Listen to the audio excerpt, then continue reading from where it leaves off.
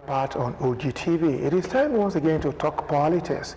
That is what the program is all about. And today on the program, or precisely this week, we will not deviate from that philosophy as we delve into one of the 36 states in Nigeria that is currently witnessing turbulence politically in that state. It didn't just start now, it has started for some months ago, but yet it remains unabated. Even when President Bola Tinubu waded into the issue, many people thought that would be the end of that crisis, but that has been escalated to a level that many of the other sides are resigning from the Executive Council of that state. I'm talking about Rivers State, in which not less than 7 commissioners that are pro-Wike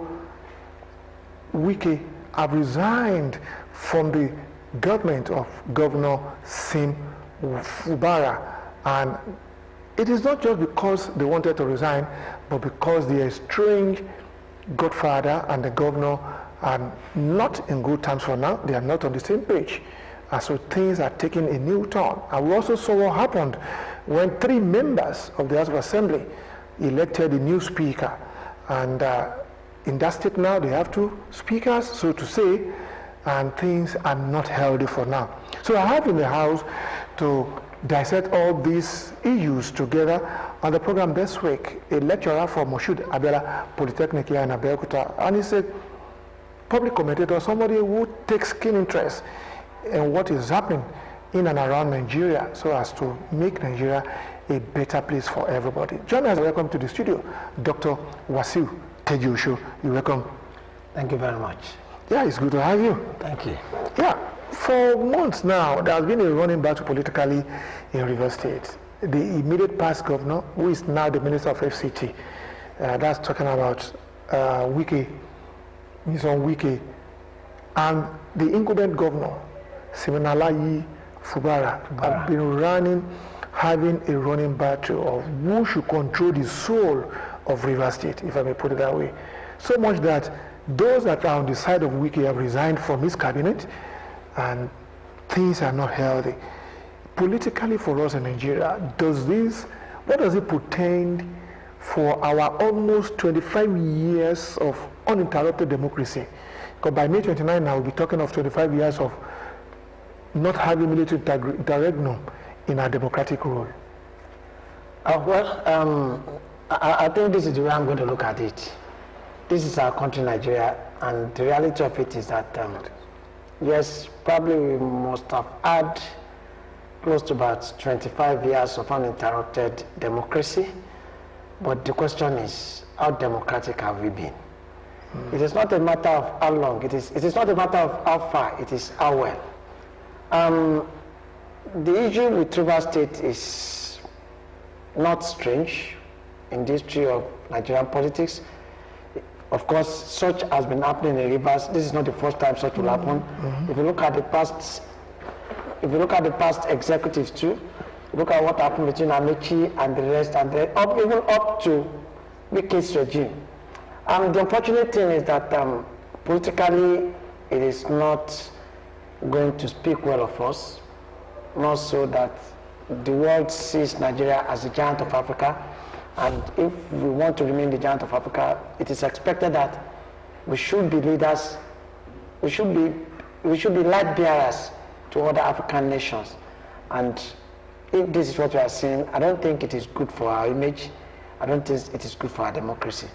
The unfortunate thing is godfatherism. It's a very serious thing. But then, as it has started, the whole thing did not just start now. But like I would say, the journey has just started too. Let's keep watching it. But in the overall interest of Nigeria, I don't think it is good for us. But with that not to rub off on providing good governance for the people of Rivers State, a lot of them, in their numbers, trooped out last year, March precisely, to have the election, and they elected a new governor. One is leaving, another one is coming in. Unfortunately, the 2 of them are in the same political party, but this running battle will it not rub off on the incumbent providing good governance for the people of Rivers State? Well, what is good governance? I think the issue of good governance, we have to look at it ourselves. How do you define good governance? Who defines good governance? It is the masses that wanted good governance. The question is, our leaders, do they have it in mind at all? And if you talk about good governance, I find it difficult to believe that a Fubara will give people of Rivers State a good governance. Because a Fubara administration is a continuous, it's like a continuous administration of Wike, by design, by philosophy, by objective. And we were discussing this same issue somewhere yesterday. I was telling the person that, come, if not by aberration, Fubara ought not to have even come nearer. If politicians in Rivers State were allowed to choose who should be their torchbearer for the political party, if not for Wike's influence, I'm sure it wouldn't be Fubara. Fubara became the anointed child because of his closeness to Wike, 1. 2, because he was the then accountant general of the state. And of course, the only person that could nail you, that has that power to nail you more, is that person who knows your secret. And if we're talking about money, how money issue, it is usually an issue between the accountant general and the governor. So Wike perhaps was looking for somebody who could cover his mess, who could stand in for him while he takes up other political appointment, which I'm sure was the basis for the agreement. Perhaps things fell apart when Fubara became governor and he started saying that now that I am the governor, Wike should allow him to take decisions that affect people his ruling. And Wike still also feel that that because Wike contributed to his success, to his emergence one, to everything until he won the election, Wike also feels that he should be loyal to him, should be subject to him, and a lot of things. I think these are where issues are coming from. And when you talk about giving what good governance, well, if Fubara is smart, I think it will still provide good governance for people in Rivers State. What I expect him to do is to face governance and leave Wike in his ministerial position. Of course, pressure should be coming right back and center, but he should focus on why he was elected. Okay, yeah, so if he's going to focus, but definitely what is happening, the unfolding development in Rivers State are more than enough distractions for him to focus. So that has even dovetailed from the executive arm to the legislative arm, because Wike command that much influence from the way we are all saying it in Rivers. Just within a week, you recall that even before now, 9 members of the Rivers State Executive Council resigned who are pro-Wike. But when President Tinubu decided to mediate, they came back. Now 7 has gone again, that they are no longer working with Fubara, and these are 7, they were part of the initial 9, and they are still pro-Wike people, and they are saying, no, we can't work with you again. So as a result of that, Fubara too has started opening the Pandora's box by saying that most of the projects, if not all, that Wike executed were done with huge debt. So even paying the debt will be another issue entirely, and that will also affect provision of good governance. Because when you have money coming in, and if your money is on first line charge, that you must pay the contractors. So surely performance-based wise, Fubara may not have anything to show, to display, to converse for second term. What do you see to that as well too? Well, if that is the thinking of Fubara, I think I think it's not good to be a governor. Because one, you see, my problem with Fubara at this point is this: he was a part of that system. Even when projects that were done with huge debt, he was aware. He was a part of that huge debt agenda. Of course, as the accountant general of the state, nothing will have been done without his consent, without certain approval from the governor, and without both of them, without serious synergy between the governor and himself. as the Accountant General of the state. Now that issues are coming up, is it at this point in time that he will now realize that he is now remembering that those projects that they both did, of course, which he released money for as a Accountant General of the state, which they both probably went there to commission, it is at this point he's now remembering that those projects were done at each cost. That would be suicidal. That would be a political betrayal, as far as I'm concerned. Because at that particular point in time, to him, the cost of the project were good enough that because as Accountant General, he was in charge of the state's treasury. The exchequer. Yes. So at that particular point in time, he should have seen that, Your Excellency, this project, actually looking at the cost, is it not too expensive? And all of this, what were the advices he gave to Wike then? Did he actually advise the governor on the cost of these things? How many times did they actually discuss with the governor that these projects have been done at this cost? They are huge. Now it is now that issues are coming up that is remembered. I don't think that would be too good for him. That would not be too good for him. That's why I said, to me, if I may advise him, he should face governance, find all the ways to perhaps find a way to find Wike put in his where he belongs and face governance. This distraction, all this issue of and the cost is huge, all of this probe, all of the things that is coming up are distractions to me. We should face governance and face governance. But post President Tinubu's intervention, we saw peace momentarily returning to Rivers, and Fubara on many occasions said he considered to most of those conditions because he wanted Rivers to move ahead, he wanted development in Rivers State, and so on and so forth. But he's been pushed to the wall now, and we put it that way, and that is why he's reacting that he's in charge, he's the leader in Rivers State.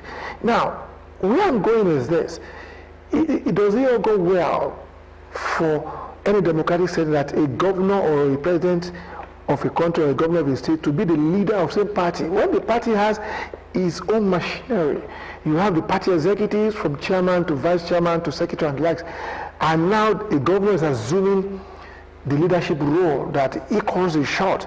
The two, we saw what happened in the Second Republic.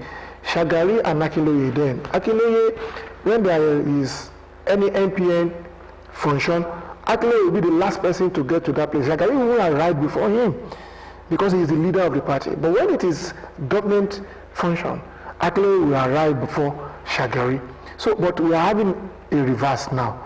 Is that not an albatross that is really causing our democracy to be having this kind of logjam? Well, I think it's unfortunate that we find ourselves at this point. When we were growing up, we found out that governors are usually members of a party. Every party has a chairman who usually seems to be the leader of a party. But I think virtually all the political parties have changed their constitution. I don't know, because today you hear that the governor of the state is the leader. No, it's an unwritten constitution. It's an unwritten constitution. Unwritten one. I mean, because the governor is considered to be more powerful, you know, he takes the shot, and that is why you find out that most of them are executive governors, people who give orders, influence, and it just is like you said. I think it is one of the problems that has taken us to where we are. If Fubara is not seen as being the governor, is not seen as the leader of the political party now. I'm sure that it is supposed to be the leader that is supposed to be mediating between Wike and Fubara at this point in time. And whatever is the chairman, who is the leader of the party, saying, will be the thing that will go, that will take the front page in Rivers State now. Because whether they like it or not, the governor will have to obey, because it is the political party that is talking now. It is on that platform of the party. It's on the platform of that party that it got. 7 of them in the House are from the side of Wike. Commissioners that you had in your cabinet, you had 9 out of about 15 or 16 cabinet members that you have, leaving about 6 or 7 to you.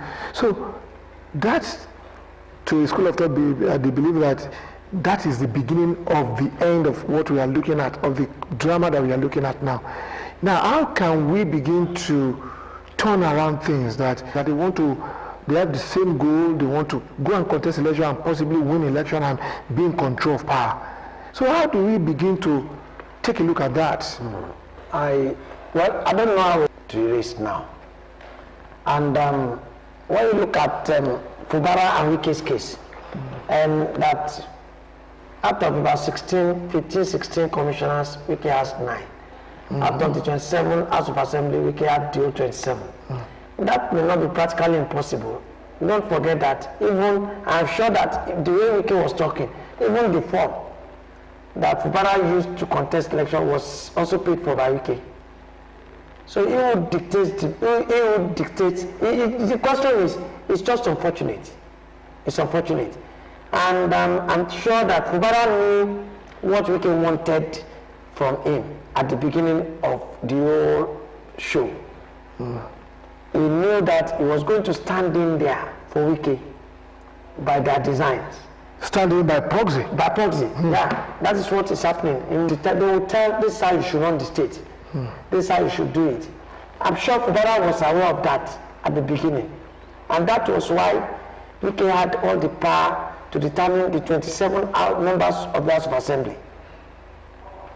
Fubara wouldn't have minded. He wanted even including federal lawmakers too. Yes, including the governors. He wanted to be the governor. So he never mind such at the beginning. Along the line, commissionership, after he won election, they want to form executive, executive council. Wike was there, Fubara was there. He was still obeying Oga wanted. I'm sure that they even gave him 6. Would have been one out of probably for him not to be seen to have taken all. So he has started that way. Like I said the other time, if I were him, I'd just look for a way to maneuver myself to be sure that I play their game while not sacrificing the interest of the people of River State. Crisis in River State have just begun, like I said.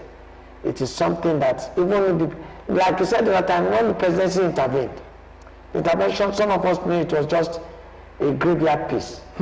It's not going to last because Wike has his own agenda. Fubara also.